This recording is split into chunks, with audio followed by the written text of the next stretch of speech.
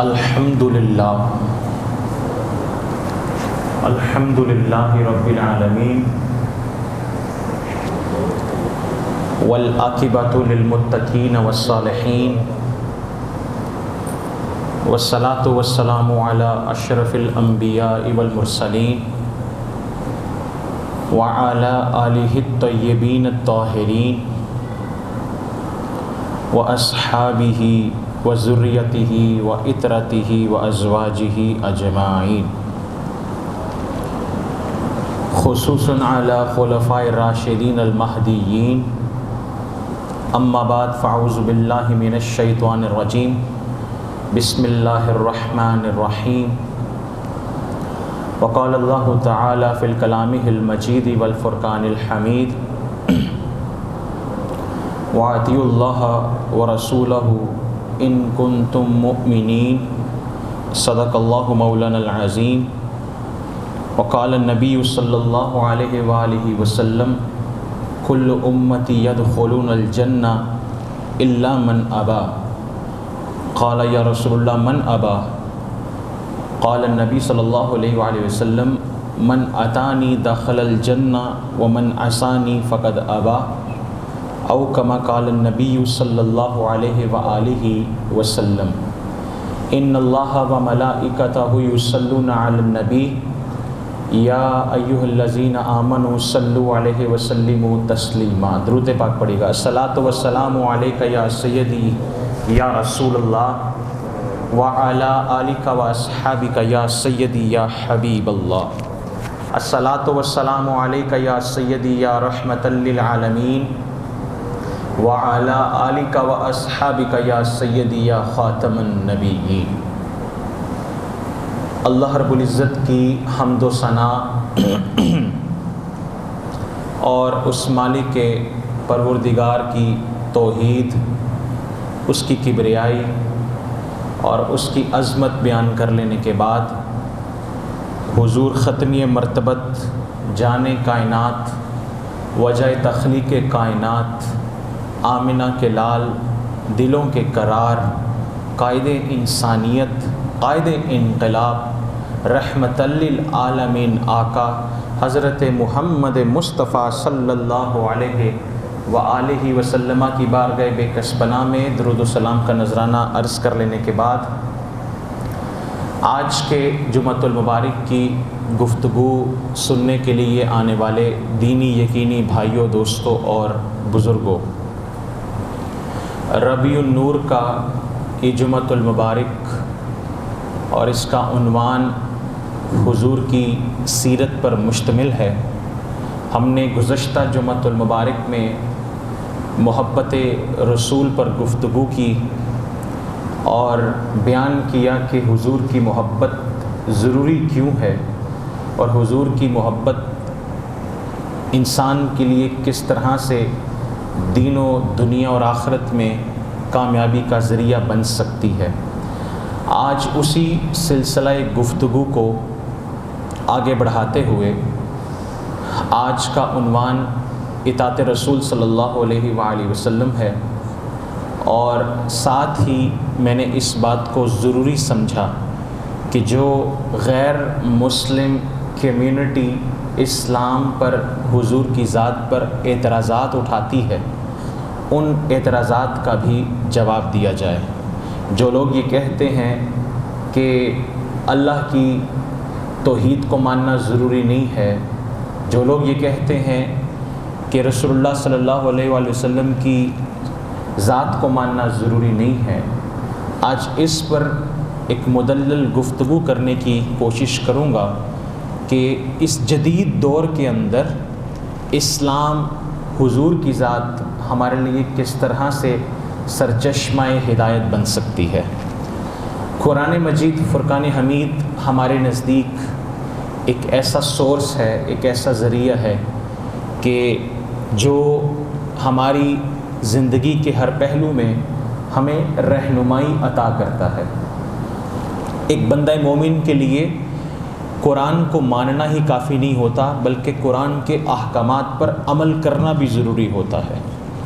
قرآن مجید صرف ایک ریسائٹنگ بک نہیں ہے، تلاوت کی جانے والی ہی کتاب نہیں ہے، بلکہ جہاں پر اس کی تلاوت پر اجر و ثواب ملتا ہے، وہیں پر اس پر عمل پیرا ہونے سے اللہ انسان کی دنیا اور آخرت کو بہتر فرما دیتا ہے۔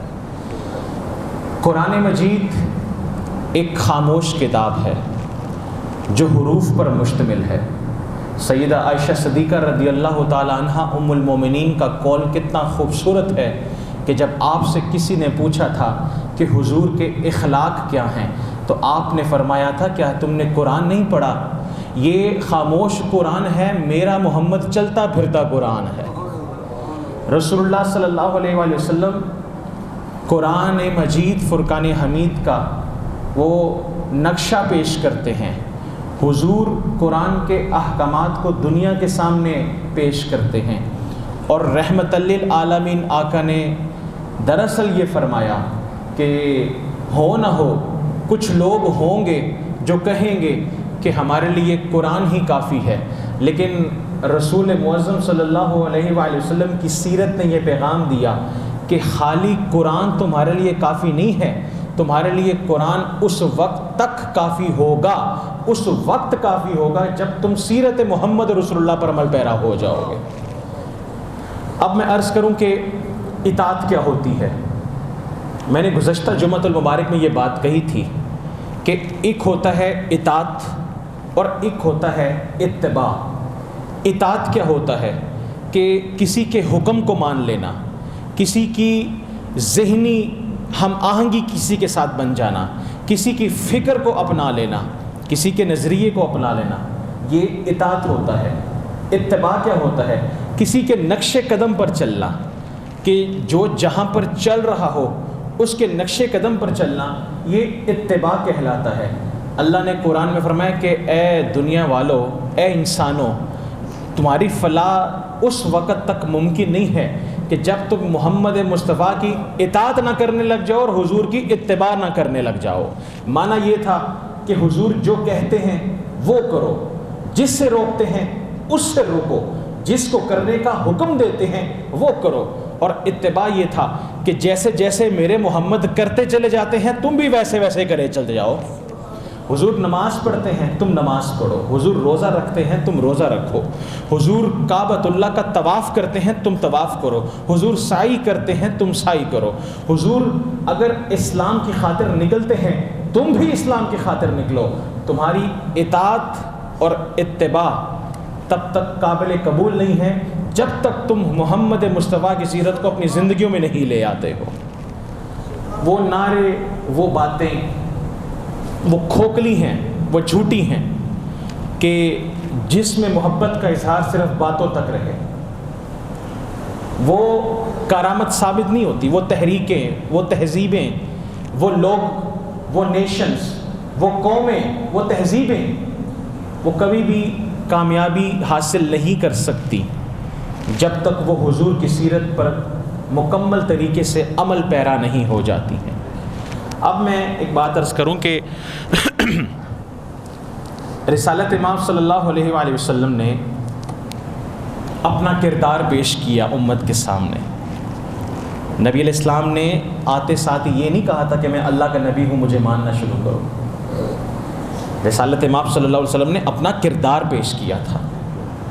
ایک بندہ اپنے کردار سے پہچانا جاتا ہے، اور عرب کے اس معاشرے کو آپ دیکھیں کہ کتنا سخت معاشرہ تھا، وہ کتنے سنگ دل لوگ تھے، وہ کہ بھائی بھائی کا احترام نہیں کرتا تھا، اولاد والدین کی عزت نہیں کرتی تھی، قبیلوں کے درمیان آپس میں لڑائی اور جھگڑا عروج پا جاتا تھا۔ وہ اپنی تلواروں کو خون سے تر رکھنا یہ باعث فخر سمجھتے تھے۔ رسالت امام صلی اللہ علیہ وسلم نے ایک صدا بلند کی کہ نافرمانو تم بھی آ جاؤ، اور اللہ کے نافرمانو تم بھی آ جاؤ، اللہ سے دوری اختیار کرنے والو تم بھی آ جاؤ، امانتوں میں خیانت کرنے والو تم بھی آ جاؤ، ڈاکوؤ تم بھی آ جاؤ، راہزنی کرنے والو تم بھی آ جاؤ۔ اور حضور نے ان کی پھر تربیت فرمائی، ان کی تربیت فرمائی۔ رسالت امام صلی اللہ علیہ وآلہ وسلم نے ان کی اصلاح فرمائی۔ عرب کا وہ معاشرہ جو حضور کی آمد سے قبل کیا تھا، مصطفیٰ کی آمد کے بعد یہ ہو گیا کہ آقا نے فرمایا دنیا والوں دیکھو، میرے آنے سے قبل ان لوگوں کی تلواریں نیاموں میں نہیں جاتی تھیں، اب میں محمد کے آنے کے بعد میں نے ان کو ایک دوسرے کا بھائی بنا دیا ہے، ایک دوسرے کے قریب کر دیا ہے، ان کے درمیان رقابتیں محبتیں پیدا کر دی ہیں۔ اور میں عرض کروں کہ پھر وہی عرب کے لوگ دنیا میں اٹھے کہ جن کو کوئی جانتا نہ تھا۔ پھر وہ وقت چشم فلک نے دیکھا کہ حضور کے وصال کے بعد جب خلفائے راشدین کا دور آیا، مصطفیٰ کریم کے صحابہ کا دور آیا، تو اسلام کا جھنڈا 4 دانگے عالم بلند ہو گیا تھا۔ کیوں بلند ہو گیا تھا؟ بلند اس لیے ہوا تھا کہ انہوں نے حضور کی اطاعت کی تھی، حضور کی اتباع بھی کی تھی۔ وہ صرف حرفی لفظی محبت نہیں کرتے تھے، ان کی محبت صرف نعروں تک محدود نہیں تھی۔ ہم برے کام کرتے ہیں، ہم اخلاق سے گری ہوئی حرکات کرتے ہیں، اور نعرے ہم حضور کی اطاعت کے لگاتے ہیں۔ ہم مسجد تک محدود رہیں تو ٹھیک رہتے ہیں، جیسے ہم مسجد سے باہر نکلتے ہیں جناب چوری بھی کرتے ہیں، غیبت بھی کرتے ہیں، ہم لوگوں کے حقوق بھی چھینتے ہیں، ہم ہمسایوں کو بھی تنگ کرتے ہیں، ہم اولاد کو اذیت پہنچاتے ہیں، ہم رشتہ داروں کے حقوق ادا نہیں کرتے، ہم بیویوں کے حقوق چھینتے ہیں، ہم والدین کی عزت نہیں کرتے، ہم ناپ تول میں کمی کرتے ہیں، ہم گالیاں دیتے ہیں۔ یہ محبت رسول نہیں ہے۔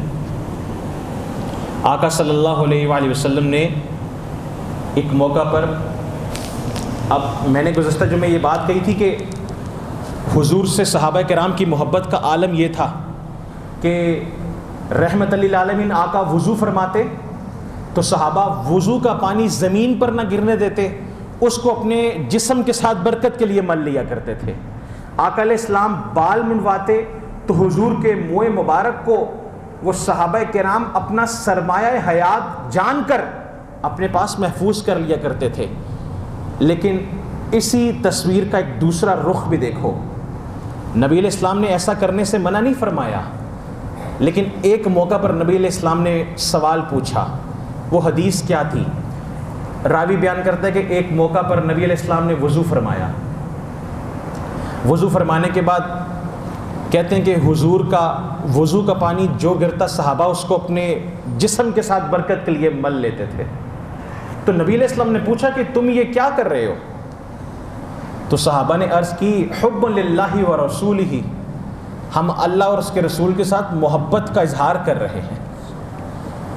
یا رسول اللہ، ہم اللہ اور اس کے محبوب کے ساتھ محبت کا اظہار کر رہے ہیں کہ ہم آپ کے وضو کا پانی زمین پر نہیں گرنے دیتے، ہم اس کو اپنے جسم کے ساتھ مل لیتے ہیں۔ تو آقا علیہ السلام نے پتہ کیا فرمایا؟ آقا علیہ السلام نے تربیت فرمائی، حضور نے اصلاح فرمائی۔ رسول اللہ صلی اللہ علیہ وآلہ وسلم نے فرمایا کہ اللہ اور اس کے رسول سے تمہاری محبت تب تک ثابت نہیں ہوگی جب تک تم اپنی زبانوں سے سچ بولنا نہ شروع کر دو۔ تمہاری محبت اللہ اور اس کے رسول سے تب تک ثابت نہیں ہوگی جب تک تم سچ نہ بولو، جب تک تم امانتوں میں خیانت سے باز نہ آ جاؤ، جب تک تم اپنے پڑوسی کو اذیت دینے سے باز نہ رہو، تب تک تمہاری محبت قابل قبول نہیں ہے۔ تو پتہ چلا کہ صرف زبان سے نعرے لگا دینا اور ربیع الاول والے دن گھروں کو سجا دینا، محفلیں کروا دینا، یہ کافی نہیں ہے۔ آقا نے فرمایا کہ تمہاری محبت اللہ اور اس کے رسول سے تب تک ثابت نہیں ہوگی جب تک تم جھوٹ بولنا نہ چھوڑ دو، جھوٹ بولنا نہ چھوڑ دو۔ آقا علیہ السلام چاہتے تو کچھ اور بھی کہہ سکتے تھے، حضور کہہ سکتے تھے کہ جب تک تم نماز کی پابندی کرنا نہ شروع کر دو، جب تک تم قرآن کی تلاوت کو اپنا شعار نہ بنا لو، جب تک تم حج نہ کر لو، تب تک تمہاری محبت ثابت نہیں ہوگی۔ لیکن مصطفیٰ کریم ماہر نفسیات ہیں، آقا علیہ السلام نے جہاں پر حقوق اللہ کی ادائیگی کا حکم دیا، وہیں پر حقوق العباد کو بھی رحمت للعالمین آقا نے بیان کیا۔ حضور نے معاشرے پر گرفت رکھی، نفسیات پر گرفت رکھی۔ حضور نے یہ پہچان لیا تھا کہ معاشرے کا بگاڑ اس وقت بنتا ہے کہ جب سوسائٹی کے اندر جھوٹ عام ہوتا ہے، معاشرے اس وقت تباہ و برباد ہوتے ہیں کہ جب امانتوں میں خیانت کی جاتی ہے، معاشرے اس وقت تباہ و برباد ہوتے ہیں کہ جب ایک انسان کے ساتھ رہنے والا ہمسایہ اس سے تنگ ہو۔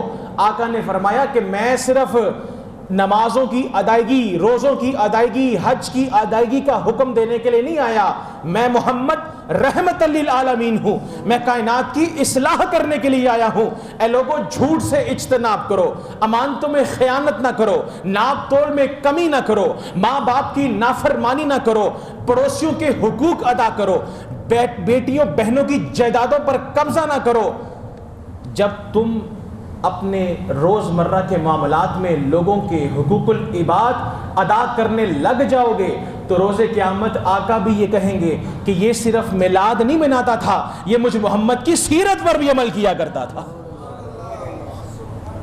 حضور کی سیرت پر عمل کرنا ہی اصل میلاد ہے۔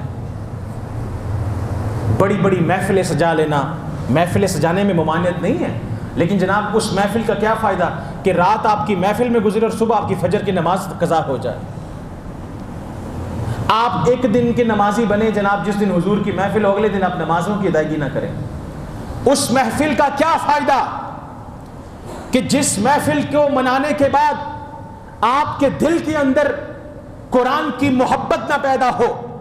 اس محفل کا کیا فائدہ کہ جس محفل کو منانے کے بعد آپ جناب لوگوں کے حقوق ادا نہ کریں، والدین آپ سے ناراض ہوں، گھر والے آپ سے ناراض ہوں، رشتہ دار آپ سے ناراض ہوں اور پڑوسی آپ سے ناراض ہوں۔ یہ وہ محفل کرامت ثابت نہیں ہوتی، وہ جلسے کرامت ثابت نہیں ہوتے۔ سب سے پہلے سیرت رسول کا پیغام یہ ہے کہ اپنے کردار کی اصلاح کرو۔ اگر برے ہو تو اچھے بنو، اگر امانتوں میں خیانت کرتے ہو تو امانتیں ادا کرو، اگر رشتہ داروں کے حقوق چھینتے ہو تو ان کے حقوق ادا کرو۔ یہ سب سے بڑا میلاد ہے، یہ سب سے بڑی حضور کی محفل کی خوشی ہے۔ رسالت امام صلی اللہ علیہ وآلہ وسلم کے دور کے اندر صحابہ کرام رضوان اللہ تعالی علیہم اجمعین کی اطاعت کا عالم کیا تھا؟ آپ کو پتہ ہے کہ اسلام سے پہلے اور حضور کے دور کے اندر بھی پالتو گدھوں کا گوشت وہ لوگ کھاتے تھے۔ شراب کے ممانعت کے احکامات ابھی نہ آئے تھے، پردے کے احکامات ابھی نازل نہ ہوئے تھے، لیکن جب سیرت رسول پر عمل پیرا ہونا شروع ہوئے لوگ تو ایک وقت آیا، صحابہ کہتے ہیں کہ جب پالتو جانوروں کا گوشت حرام ہوا تو مصطفیٰ کریم نے ایک صدا بلند کی تھی کہ آج سے مجھ محمد کی شریعت میں پالتو گدھوں کا گوشت حرام قرار دے دیا گیا ہے۔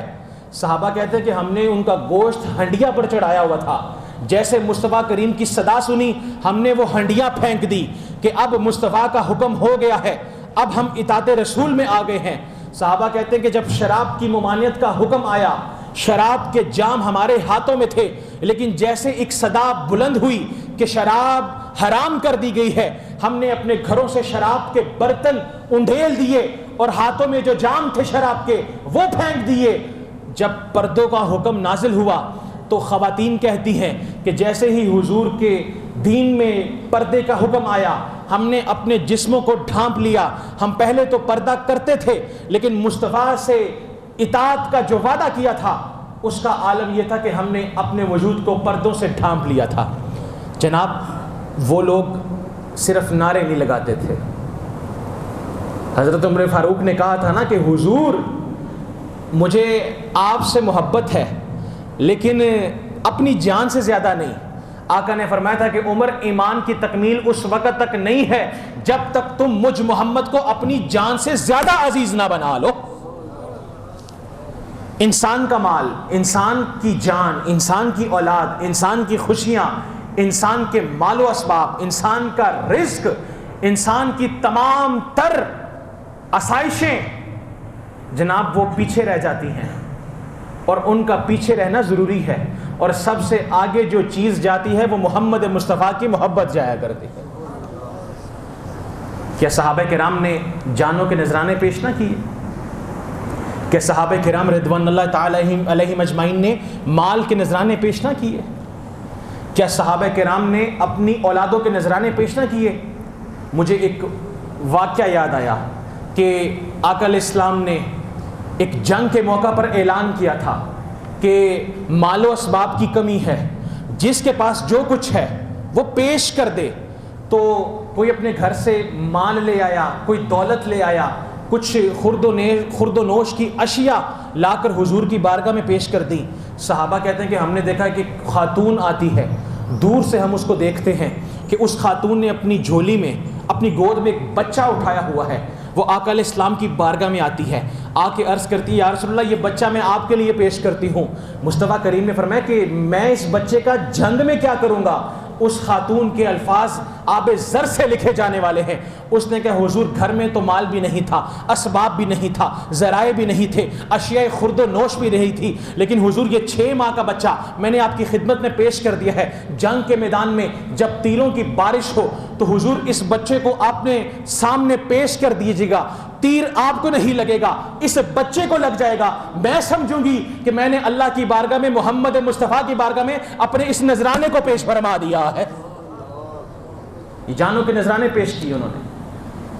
آج کل ہماری پرائورٹی دولت ہے، آج کل ہماری پرائورٹی بینک بیلنس ہے، اس کی ممانعت نہیں ہے، اسلام اس کو کنڈیم نہیں کرتا، لیکن جناب اس دولت سے، اس جائیداد سے پناہ مانگو کہ جو دولت، جو جائیداد تمہارے دل سے محمد مصطفیٰ کی محبت چھین لے۔ اللہ سے دعا کیا کرو کہ مالک ایسی دولت، ایسے اسباب نہ دینا جو حضور کے در سے دور کر دے۔ اور میں عرض کروں کہ قرآن مجید نے کہا کہ قُلْ إِن كُنتُمْ تُحِبُّونَ اللَّهَ فَاتَّبِعُونِي يُحْبِبْكُمُ اللَّهُ۔ اے رسول یہ کہتے ہیں کہ ہمیں اللہ سے محبت ہے، تو آپ کہہ دیجئے کہ اگر تم اللہ سے محبت کرتے ہو تو مجھ محمد کی اتباع کرو۔ آج اتباع رسول معاشرے سے ختم ہو رہی ہے۔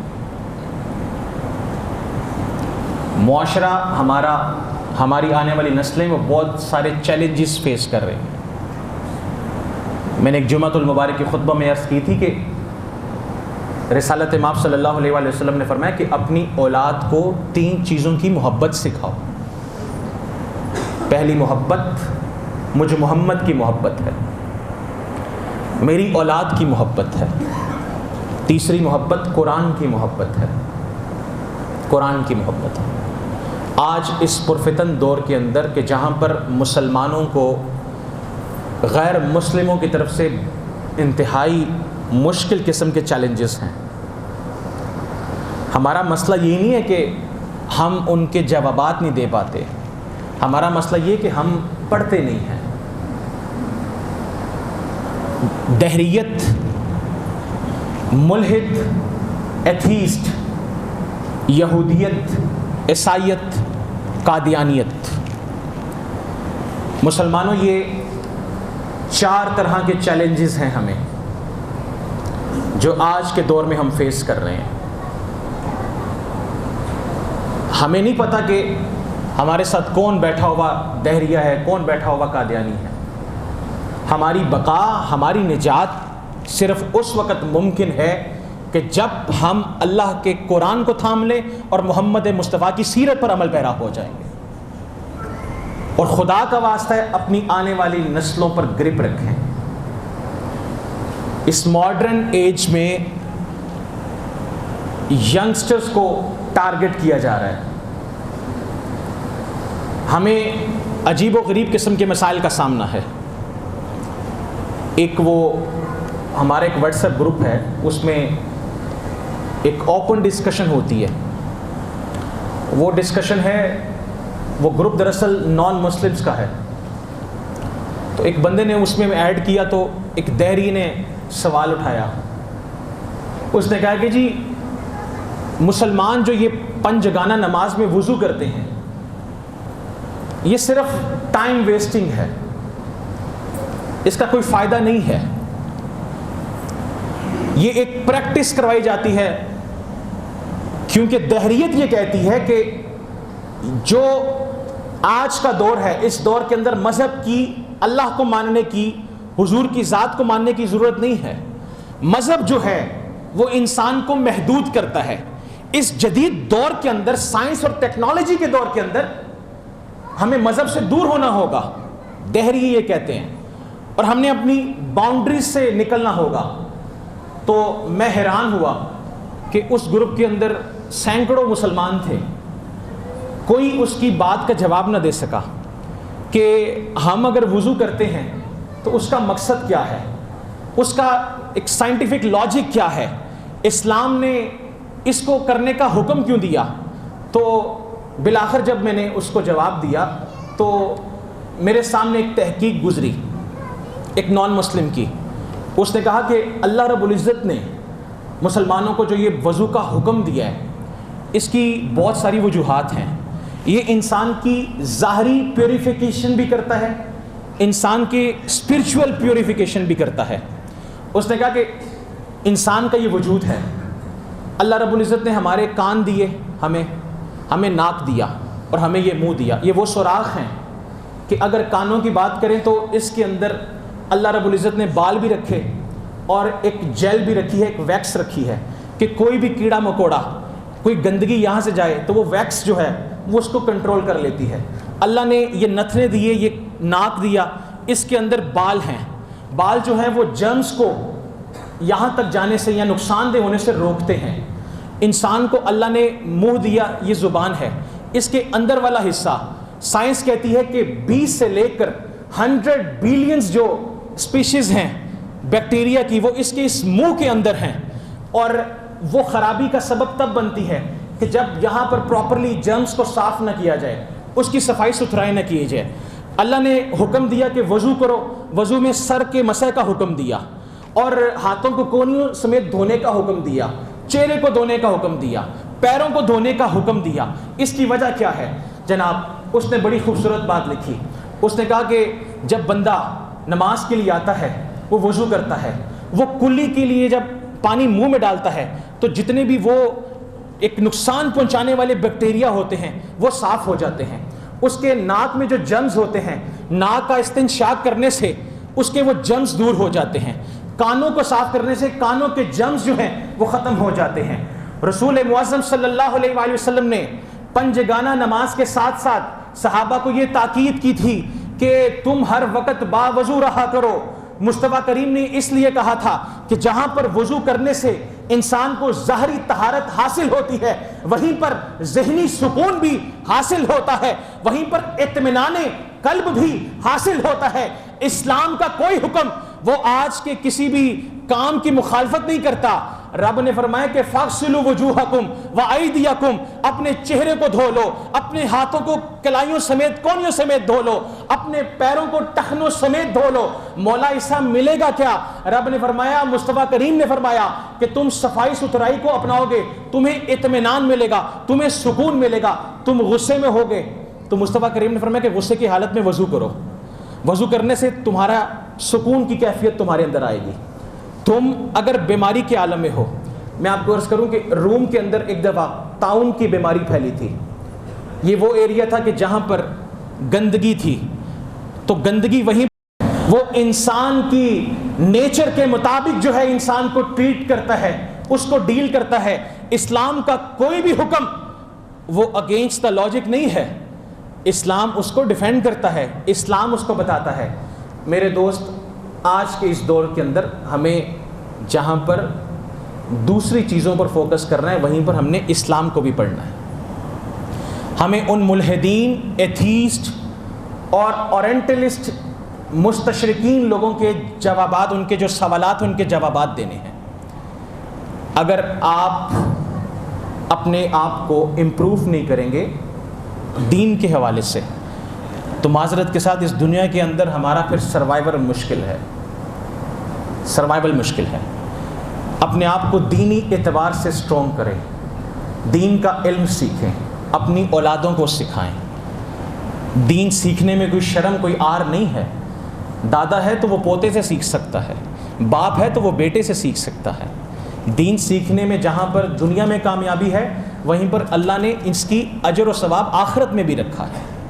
سیرت رسول کا پیغام یہ ہے کہ سیرت رسول صرف جلسوں میلادوں محفلوں تک اس کو مقید نہ کریں. حضور کی سیرت کو پڑھیں, حضور کی سیرت کو سمجھیں اور بتائیں. مزہ اس وقت ہے کہ جب آپ حضور کی سیرت کو پڑھنا شروع کریں, آپ اپنے بچوں کو بتائیں کہ مصطفیٰ کریم اٹھتے کیسے تھے, مصطفیٰ کریم بولتے کیسے تھے, حضور چلتے کیسے تھے, حضور کا انداز گفتگو کیا تھا, مصطفیٰ کریم کھانا کیسے تناول فرماتے تھے, مصطفیٰ کریم صحابہ کے ساتھ کیسے تھے, مصطفیٰ کریم اپنی ازواج کے ساتھ کیسے تھے, مصطفیٰ کریم اپنے رشتہ داروں کے ساتھ کیسے تھے, مصطفیٰ کریم اپنے ہمسایوں کے ساتھ کیسے تھے. جس وقت جس دن آپ لوگوں نے حقیقی معنوں میں مصطفیٰ کی سیرت کو اپنا لیا تو وہ وقت دور نہیں ہے کہ دنیا میں 4 رنگ عالم محمد عربی کے دین کا جھنڈا بلند ہو رہا ہوگا. حضور کی سیرت پر پہلے ہم نے خود عمل پیرا ہونا ہے. اللہ تعالیٰ کی بارگاہ میں دعا ہے کہ اللہ تعالیٰ ہمیں حضور کی سیرت کو سمجھنے کی اور ان کی سیرت پر عمل پیرا ہونے کی توفیق عطا فرمائے. وآخر دعوانا ان الحمد للہ رب العالمین.